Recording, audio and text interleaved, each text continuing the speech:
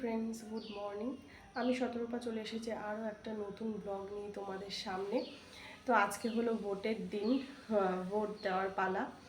তার আগে সকালবেলার ঘুগনি করার দায়িত্ব পড়েছে আমার, কারণ আজকে ভোটের দিন একটা উৎসবের মতো মনে হচ্ছে, সবাই আমাদের একসাথে খাওয়া দাওয়া হবে।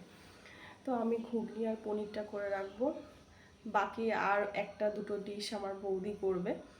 তো চলো আমি সকাল সকাল ঘুগনিগুলো করে রাখি, বৌদি এসে বলেছে লুচি ভাজবে।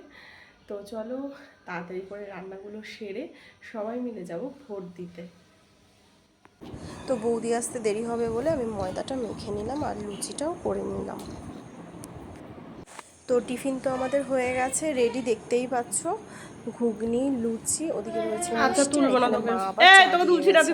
তো চলো তাড়াতাড়ি করে টিফিনটা করে আমি আবার চলে গেলাম ভোট দিতে। ভোট দিয়ে এসেছি, ওখানে মোবাইল অ্যালাউ ছিল না বলে আমি সে কারণে মোবাইল মানে কিছুই করতে পারিনি, বাড়িতেই আমি মোবাইল রেখে গেছিলাম। আর হলো দাদা ভোট দিয়ে এসেছিলো, বললো খালি রয়েছে, সে কারণে তাড়াতাড়ি করে আমি বাইকে করে ভোট দিতে চলে গেছিলাম। তো দেখো এখানে আমি তাড়াতাড়ি স্নান করে চলে এসেছি এবার পুচকিগুলোকে খাওয়াবো বলে। তো যাই হোক, পুচকিগুলোকে তোর মা খাইয়ে দিয়েছে আর আমার পুচকিটাকে আমি খাইয়েছি। তারপর এদের যা খেলা, মানে কি আর বলবো, অনেক দিন পর ভাই বোনের দেখা হলে যা হয়।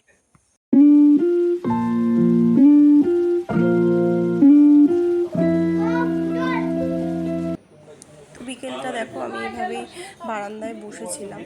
তো বারান্দায় বসে বসেই কাটছিল, তারপর ভাবলাম না একটু বাইরে বেরোই। তো বাইরে একটু হাওয়া ছিল না আর প্রচণ্ড গরম লাগছিল। আর নীল তো এখানে খেলছে আর পুরো ভিজে গেছে ঘামে, আর একটু বদমাশিও করছে।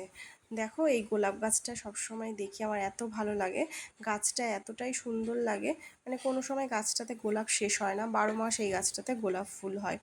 আর এই দেখো তুলসী গাছের বৃন্দাবন হয়ে রয়েছে। তো আজকের ব্লগটা এই পর্যন্তই, ভালো লাগলে প্লিজ সাবস্ক্রাইব করো। সবাইকে টাটা।